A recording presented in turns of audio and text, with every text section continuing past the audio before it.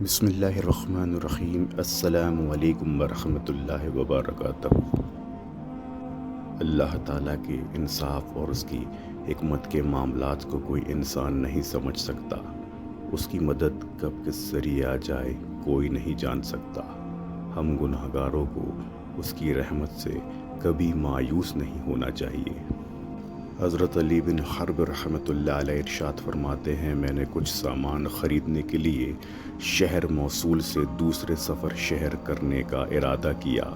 وہاں کشتیاں چلتی تھیں جو دریائے دجلہ میں موصول سے دوسرے شہروں کی طرف سواروں اور سامان کو اجرت پر لے جایا کرتی تھی۔ میں ان کشتیوں میں سے ایک پر سوار ہو گیا اور دجلہ میں اس شہر کی طرف رخ کر لیا۔ ہماری کشتی میں کچھ سامان تھا اور چند افراد تھے جو 5 سے زیادہ نہ تھے۔ دن بڑا خوشگوار اور فضا خوبصورت تھی۔ دریا پرسکون تھا اور کشتی چلانے والا کچھ گنگنا رہا تھا۔ کشتی پانی کی سطح پر بڑے آہستگی سے رواں دواں تھی، یہاں تک کہ ہم میں سے اکثر لوگ نیند کی آغوش میں چلے گئے اور میں دریا کے دونوں کناروں کے رنگین اور دلکش مناظر کو اپنی آنکھوں سے دیکھنے لگا۔ اچانک ایک مچھلی دیکھی جو دریا سے کود کر کشتی میں آ گری۔ میں نے اس پر دھاوا بولا اور اس کے دریا میں واپس جانے سے پہلے ہی اسے دبوچ لیا۔ لوگ اس شور سے جو ان کے قریبی ہوا اپنی نیند سے بیدار ہو گئے۔ جب مچھلی دیکھی تو ایک نے کہا، اس مچھلی کو اللہ تعالیٰ نے ہمارے پاس بھیجا ہے، کیوں نہ ہم ساحل پر اتریں اور اسے بھون کر مزے سے کھائیں؟ یہ بہت بڑی مچھلی ہے، ہمیں کافی ہو جائے گی۔ میں نے اس رائے کو پسند کیا۔ کپتان نے بھی موافقت کی اور ہم ساحل کی طرف اترے۔ ہم درختوں کے ایک جھنڈ کی طرف مڑ گئے تاکہ مچھلی کو بھوننے کے لیے ایندھن جمع کر سکے۔ ہم درختوں کے جھنڈ میں داخل ہی ہوئے تھے کہ ایک منظر دیکھ کر حیران رہ گئے جس سے ہمارے رونگٹے کھڑے ہو گئے۔ ایک آدمی ذبح ہوا پڑا تھا اور اس کے پاس ایک تیز دھار چھری پڑی ہوئی تھی۔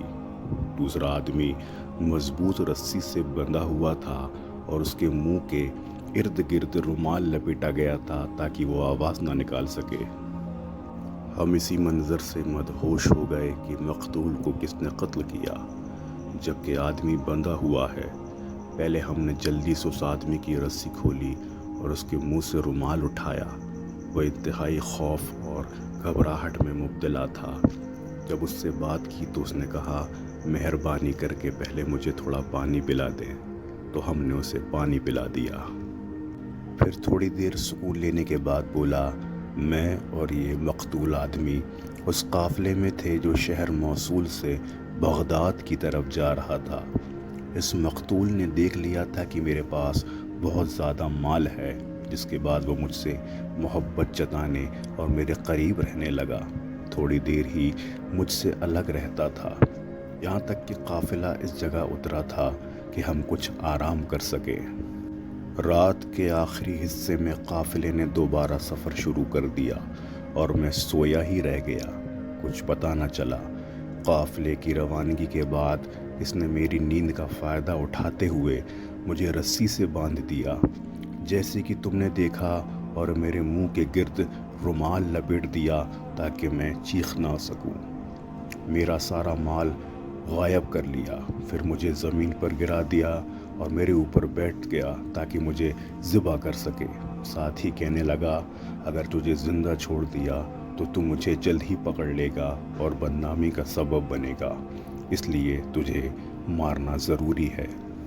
اس کے پاس ایک تیز دھار چھرا تھا جو اس نے کمر کے ساتھ باندھ رکھا تھا۔ یہ وہی چھرا ہے جو تم نے زمین پر دیکھا۔ اس نے مجھے ذبح کرنے کے لیے اس سے نکالنا چاہا، لیکن وہ اس کی کمر بند سے چپک گیا۔ اس نے اسے کھینچنے کی کوشش کی اور جب زور سے کھینچا تو اس کی نوک اوپر کی طرف تھی۔ چھرا زور سے نکل کر اس کی گردن میں اتر گیا اور جلد، گوشت اور نس کو کاٹ گیا۔ خون ٹپکنے لگا، اعضاء ڈھیلا پڑ گیا اور پھر وہ گر کر مر گیا۔ یہاں تک کہ اس کے مر جانے کے بعد بھی مجھے اپنی موت کا یقین تھا۔ کیونکہ یہ ایک ویران جگہ ہے، یہاں کوئی مشکل سے ہی آتا ہے۔ مجھے کس نے کھولنا تھا اور کس نے بچانا تھا؟ میں اللہ سبحانہ و تعالیٰ سے دعا کرنے لگا، کسی کو بھیج دے جو مجھے یہاں سے نکال لے۔ میں مظلوم تھا اور مظلوم کی دعا رد نہیں ہوتی۔ اچانک آپ لوگ آ گئے اور مجھے اس مصیبت سے بچا لیا۔ تمہیں اس ویران جگہ اس وقت کون سی چیز لے آئی؟ ہم نے بتایا کہ ہمیں یہاں تک لانے والی یہ مچھلی ہی ہے۔ پھر اس کے سامنے بیان کیا کہ کیسے وہ پانی سے چھلانگ لگا کر کشتی میں آ گری اور ہم اسے یہاں بھوننے اور کھانے کے لیے لے آئے۔ اس نے اس پر تعجب کیا اور کہا، یقیناً اللہ سبحانہ و تعالیٰ نے ہی تمہاری طرف اس مچھلی کو بھیجا تاکہ وہ تمہیں یہاں تک لانے کا سبب بنے اور مجھے اس مصیبت سے نجات دے دے۔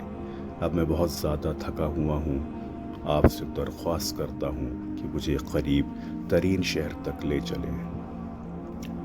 اس کے بعد انہوں نے مچھلی بھوننے اور کھانے سے گریز کیا اور اس آدمی اور اس کے لوٹے ہوئے مال کو واپس لے کر اپنے ساتھ لے آئے اور کشتی کی طرف واپس لوٹ گئے۔